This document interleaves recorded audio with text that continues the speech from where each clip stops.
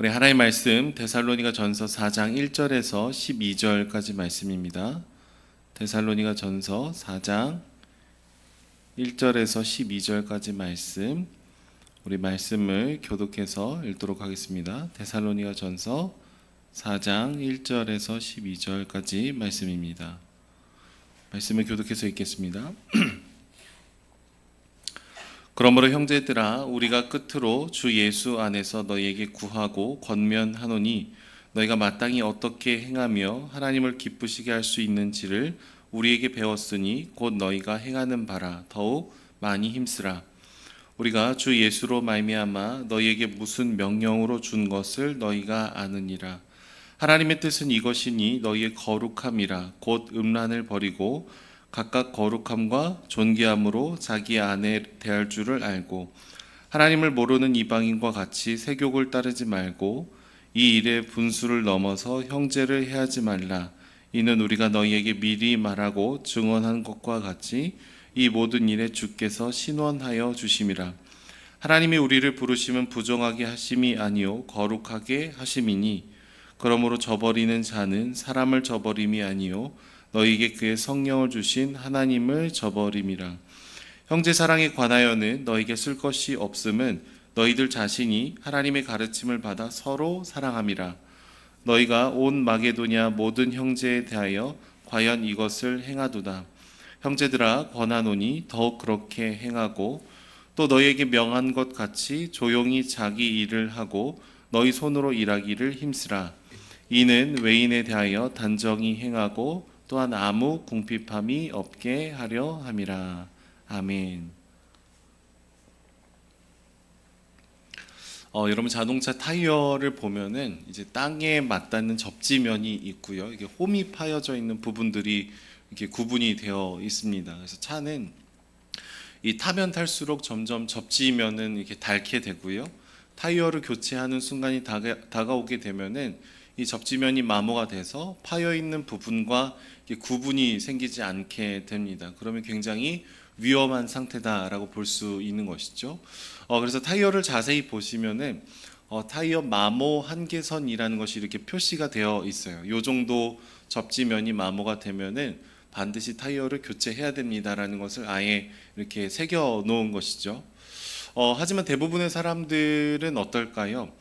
타이어를 이렇게 운전할 때마다 자세히 보는 분들은 그렇게 많지 않습니다. 우리는 보통 자동차 앞에 서게 되면은 문을 열기 바쁘고 빨리 시동을 켜고 가기 바쁘죠.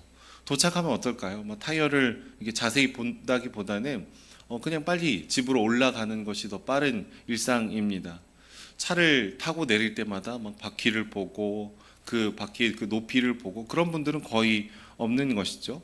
하지만 그러다 보면 우리도 모르는 사이에 이 접지면과 이 마모 한계선이 막 이렇게 마주하게 되면서 차가 조금씩 미끄러지거나 위험해질 수 있는 것이죠. 만약에 타이어를 제때 교체하지 않은 상태에서 비가 많이 오거나 눈이 많이 오거나 아니면 그 상황에서 급하게 브레이크를 밟게 되면은 커다란 사고가 날 수도 있습니다. 그래서 타이어는 바로바로 이 문제가 있었을 때 교체를 해야 되는 것이죠. 다음은 없는 겁니다. 근데 우리 영혼도 비슷한데요. 우리가 문제가 있다라는 것을 내버려 두고 나중에 고쳐야지 계속해서 돌이키기를 유보하기 시작하면은 끊임없이 한없이 우리가 영적인 침체로 나아갈 때가 있더라라는 것이죠. 이처럼 타이어에 있어서 접지면과 이 파여 있는 홈 사이에 구분점이 있다라는 것은 너무 중요합니다. 구분되지 않으면 미끄러지고 구분되지 않으면 사고가 날 수 있다라는 것이죠. 그리고 오늘을 살아가는 그리스도인들에게도 비슷합니다. 그리스도인과 비그리스도인들 사이에 명확한 구분점이 있어야 되는 거예요. 윤리적인 수준, 도덕적인 수준, 우리가 살아가는 목적과 삶의 방식 등에 있어서 모든 면에 있어서 우리가 구분선과 구별됨이 있어야 되는 것이죠. 여러분, 하나님은 우리를 이제 깨어진 세상 속에 우리를 보내주셨습니다. 그래서 뉴스를 보면 신문 기사를 보면은 여전히 슬프고 여전히 아픈 일들이 계속해서 일어나는 일상이지만 하나님은 당신을 주인으로 모시고 살아가는 그리스도인들을 교회로 삼으시고 각각 삶의 도처로 우리를 보내 주시더라라는 것이죠. 그 이유는 우리 한 사람 한 사람이 이 세상을 섬기고 말씀대로 살아감을 통해서 다시금 회복하게 하심을 원하시는 것이죠. 오늘 말씀 본문의 7절에선 이렇게 얘기하고 있습니다. 하나님이 우리를 부르심은 뭐라고 얘기할까요? 부정하게 하심이 아니라 거룩하게 하심이다 라고 얘기를 합니다. 그러니까 하나님이 우리를 불러주신 그 이유는 우리가 거룩하고 거룩함을 나타내는 복음의 통로가 되기를 위함이다 라고 얘기하시죠. 사도 바울은 이 3절에서도 하나님의 뜻은 너희의 거룩함이다 라는 것을 반복하고 있습니다. 특별히 사도 바울은 데살로니가 교회를 향해서 굉장히 구체적인 권면을 세 가지를 오늘 본문에서 하고 있습니다. 첫 번째는 성에 관한 것이고, 두 번째는 돈에 관한 것이고, 세 번째는 죽음을 어떻게 대할 것이냐에 대한 문제를 얘기하고 있습니다. 오늘 12절까지에는 이게 성과 돈에 관한 얘기들이고, 내일 본문에 죽음에 관한 얘기들을 들으실 수 있겠습니다. 리차드 포스터라는 목사님은 돈, 섹스, 권력이라는 책을 통해서 오늘날의 우리들에게 가장 유혹이 되는 죄를 이렇게 다루고 있습니다. 복음은 단지 영적인 얘기만 국한되는 것이 아니라 구체적이고 실제적인 것들에 적용이 되고 구분이 되어야 된다라고 얘기하고 있습니다. 먼저 바울은 이 데살로니가 전서를 고린도라는 도시에서 쓰고 있었습니다. 그러니까 고린도는 무역이 굉장히 활발한 도시였고 굉장히 성적으로 타락한 도시였습니다. 그래서 고린도 소녀라는 말은 매춘부를 의미합니다. 너 고린도 사람이 다 됐구나, 뭐 이렇게 표현하면은 매춘부에 푹 빠졌구나라는 말이었습니다. 그러니까 그만큼 성적으로 문란하고 음란하고 성매매가 활발했다라는 것이죠.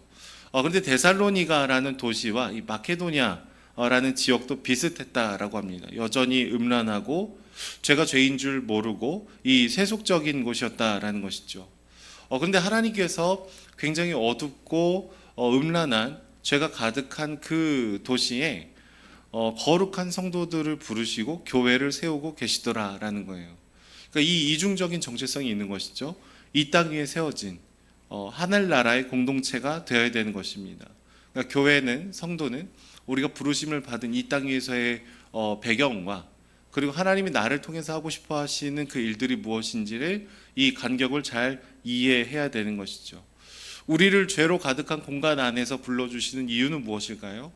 그것에 동화되라고 하는 것이 아니라 그곳에서 빛과 소금의 역할을 잘 감당해야 된다, 구별되어야 된다라는 것을 얘기해 주고 있습니다.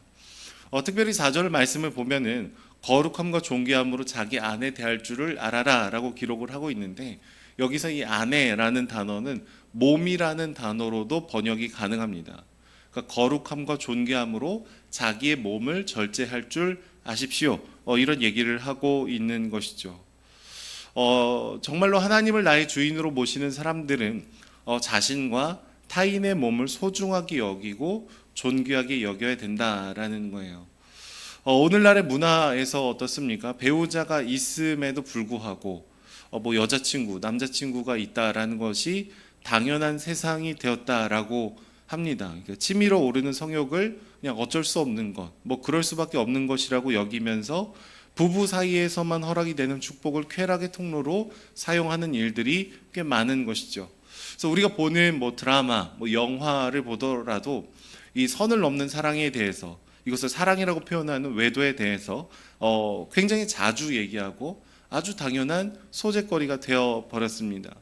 근데 오늘 말씀 6절 말씀을 보시면은 이런 성적인 죄를 짓는 대상에 대해서 주님께서 어떻게 하신다라고 얘기할까요? 주께서 신원하여 주신다. 여러분, 신원한다라는 말은 갚아준다라는 겁니다. 이 치명적이고 심각한 죄를 그냥 너희들 연약하니까 어쩔 수 없어, 이게 아니라 분명히 이거는 넘어서는 안 된다라는 거예요. 주님께서 좌시하시지 않는다라는 것이죠. 주님께서 이렇게 벌하셔서 이 죄에 대한 아픔이 우리에게 찾아오는 것뿐만 아니라 성적인 죄 자체가 갖고 있는 결과가 굉장히 파괴적입니다. 우리 삶의 대부분을 황폐하게 만드는 것이 이 죄가 갖고 있는 특징이다라는 것이죠. 여러분, 상상을 해보십시오. 모든 관계가 깨어지게 됩니다. 가족과의 관계 깨어지고요, 스스로에 대해서 실망하게 되고요, 이 성적인 죄를 이렇게 덮고 가리다 보면은 나의 그 양심 자체도 무뎌지게 되는 것이죠. 너무나 수치스러움이 끊임없이 몰려드는 거예요. 그 죄를 선택하는 순간. 제 위에 이제 3살 위에 형님이 한 분 계신데 어렸을 때 제 머리에 이렇게 껌을 붙였던 적이 있어요. 저희 형님이. 그래서 아침에 아직도 기억이 나거든요. 초등학생 때 자고 일어났는데 왼쪽 머리 뒤에 뭐가 이렇게 붙어 있는 거예요. 이거 봤더니 껌이 이렇게 형이 선물로 제 머리에 이렇게 붙여 주셨어요. 그래서 제 생각에는 이게 고의인 것 같아요. 모르고 그러지는 않은 것 같습니다. 근데 이 껌을 떼려면 어떻게 해야 될까요? 그냥 뭐 이렇게 해서 이렇게 딱 하면 떼지는 게 아니라 이 머리 주변을 다 밀어야 됩니다. 그래서 제가 그 아침에 이 껌을 떼고 학교에 가야 되니까 정말 막 엉엉 울면서 그 껌을 떼고 머리를 막 잘라서 이제 학교 갔던 경험이 있습니다. 여러분, 그래서 성적인 죄가 그래요. 성적인 죄가 요거 하나 안 지으면 되지 뭐 요 정도가 아니라 그 죄를 선택하고 짓는 순간 우리 영혼에 굉장히 커다란 파괴가 일어나게 된다라는 것이죠. 굉장히 치명적인 쾌락을 줄 것 같지만 우리 삶의 관계의 대부분을 깨트려 버리게 되는 것입니다. 아직 우리 마음에 이런 간당간당하는 마음, 경계선을 왔다 갔다 하는 마음, 죄를 지었냐라고 하면은 그렇다고 얘기하기 좀 애매하지만 뭔가 경계선을 아슬아슬하게 넘고 있다면 우리는 이 죄가 갖고 있는 커다란 결과를 생각하고 두려워하고 분명히 떠나야 되는 것이죠. 구분선을 애매하게 짓는 순간 우리는 커다란 사고가 날 수도 있는 것입니다. 교회는 이런 면에서 분명한 본이 되어야 된다라는 거예요. 다른 선택을 내려야 되는 것이죠. 사도 바울이 얘기하는 두 번째 구별점은요, 형제 사랑과 경제 생활입니다. 9절부터 12절까지의 말씀을 보면은 단순히 형제들을 사랑하는 것에 대한 얘기가 나오다가 갑자기 마지막에 어떤 얘기가 나오냐면요, 자기 일을 열심히 해라, 뭐 이런 얘기가 갑자기 이렇게 나오고 있어요. 데살로니가 전서 우리가 처음 시작할 때 말씀을 보면은 데살로니가 교회가 아가야에 있는 지방과 마케도니아 지방의 교회들의 이렇게 본이 되었다라는 얘기를 합니다. 그런데 고린도 후서 8장의 말씀을 보면은 마케도니아 교회들의 모습을 바울이 칭찬을 해요. 그러니까 데살로니가 교회가 있었고 이 데살로니가 교회를 본받은 교회가 마케도니아 교회거든요. 마케도니아에 있는 교회들이 어떤 것을 본받았는지를 보면은 예루살렘 교회가 굉장히 경제적으로 어렵고 힘들었을 때 마케도니아에 있는 사람들이 온 마음을 다해서 예루살렘 교회를 위해서 연보를 합니다. 헌금을 하는 거예요. 근데 마케도니아에 있는 사람들이 뭐 정말 잘 먹고 잘 살고 풍요해갖고 남는 돈을 헌금하고 연보한 것이 아니라 정말 힘들고 어려운 중에서도 이 예루살렘 교회를 통해서 우리가 복음을 들은 거니까 한 형제고 한 자매니까 저 사람들을 우리가 힘들고 어려운 중에서도 돕고 싶습니다. 내가 이 공동체를 위해서 우리의 재정을 흘려보내고 싶습니다라는 그 모습을 보이고 있습니다. 고린도후서 8장 4절에 이런 표현을 해요. 은혜와 성도를 섬기는 일에 참여함에 대해서 우리에게 간절히 구했다. 이거 뭐냐면은 우리 제발 헌금할 수 있는 기회를 주십시오. 예루살렘을 위해서 연보할 수 있는 기회를 우리에게 간절히 구하고 있다라는 거예요.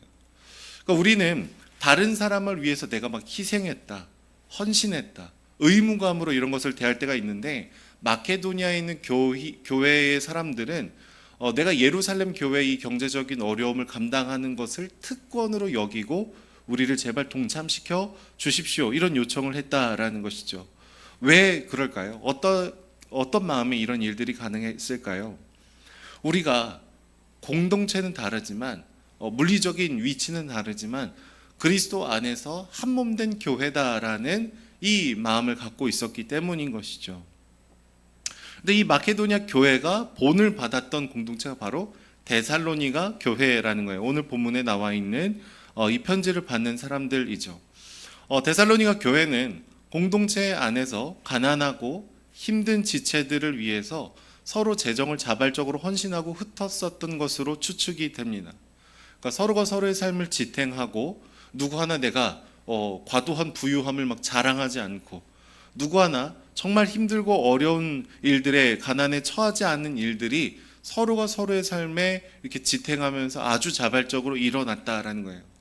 내게 굉장히 많은 돈이 있습니다. 근데 이게 하나님을 제외한 부유함으로 생각하지 않은 겁니다. 나도 노력하고 애썼지만 하나님의 은혜로부터 이 재정이 출발했습니다. 그렇기 때문에 정말 힘들고 어려운 이 터널을 지나가고 있는 지체들에게 주님께서 나에게 주셨음을 고백하면서 이 재정을 함께 흩고 나누고 걸어갔던 것이죠. 그런데 여러분, 우리는 종종 누군가를 섬기고 돕는 중에서도 종종 이기적인 본성이 이렇게 삐죽 튀어나올 때가 있습니다. 어차피 가만히 있어도 공동체 사람들이 계속해서 우리를 도와주는 거예요. 그러니까 사람들이 어떤 일이 일어나기 시작했을까요? 자기 일을 하지 않기 시작했대요. 그러니까 교회만 가면, 교회가 되면 사람들이 계속해서 나를 도와주니까 일을 하고 수고하고 경제적인 생활을 하는 것을 거절하는 게으름이 또 생겼다라는 겁니다. 그리고 예를 들어서 다른 사람이 막 이렇게 도우려고 음식을 가져오면은 저 집사님은 요거 가져왔는데 오늘은 요거밖에 없군요. 뭐 이런 식으로 도움을 받으면서도 자기중심적일 수 있는 거거든요. 그런 모습들이 일어났더라라는 거예요. 그래서 바울은 데살로니가 교인들이 서로가 서로 돌보는 사역을 잘 하고 있는데 그 중에서도 호의를 권리로 바꿔서 일하지 않고 먹고 놀려는 이 게으른 마음들이 있더라라는 것을 돌이키라고 말하고 있는 것이죠. 너희에게 주어진 자기 일을 해라. 너희의 손을 일하기를 힘써야 된다. 우리에게 맡겨주신 하나님의 일들, 그 사명들을 잘 감당하면서 같이 가야 된다라는 것이죠.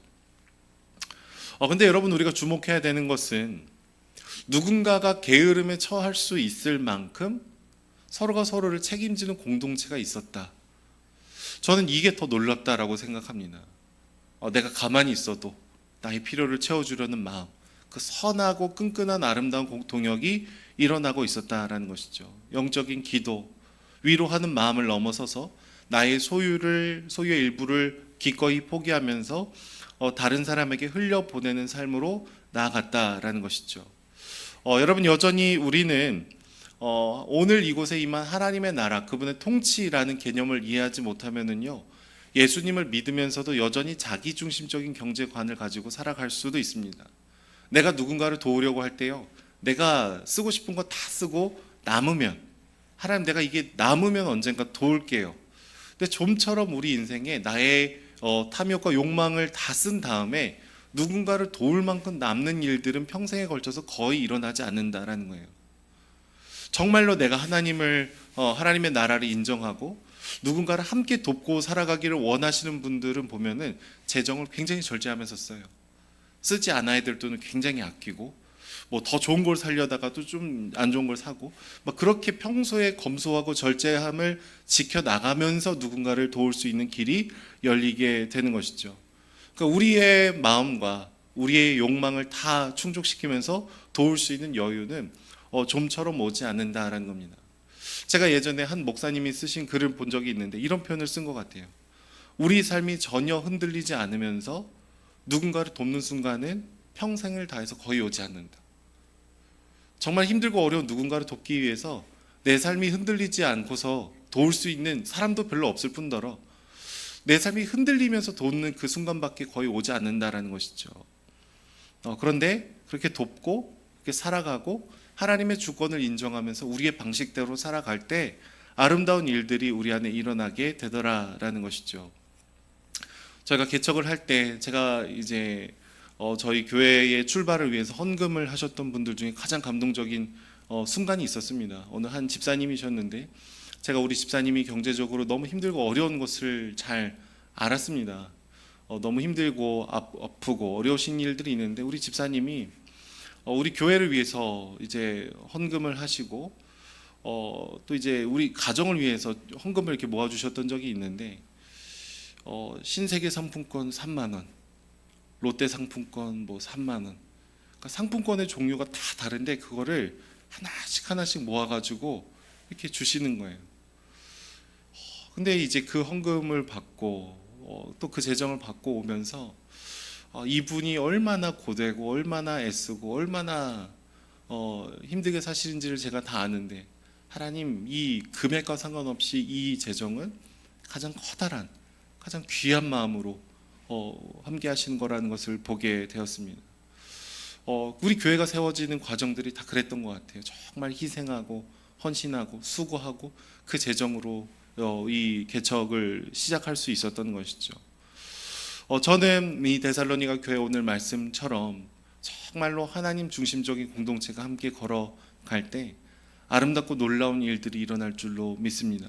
그러기 위해서 계속해서 하나님이 우리를 부르신 그 부르심이 부정함이 아니라 거룩함을 향해서 부르시고 계시구나, 그 기준점을 놓지 않고 걸어갈 때 놀라운 우리가 누군가의 본이 될 수 있는 그 영광스러운 일들이 일어나게 되는 것이죠.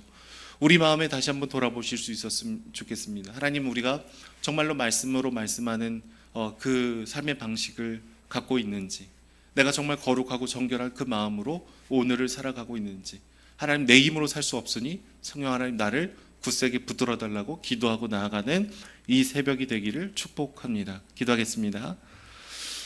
사랑해 주님, 감사합니다.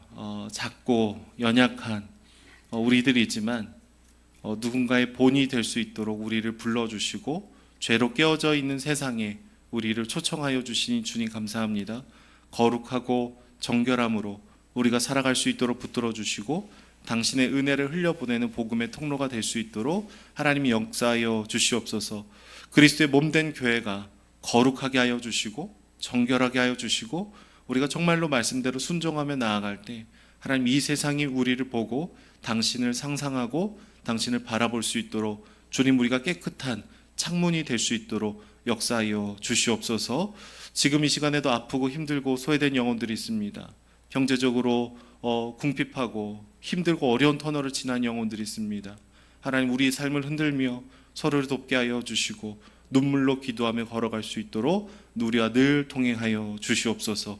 감사드리며 예수님의 이름으로 기도드립니다. 아멘.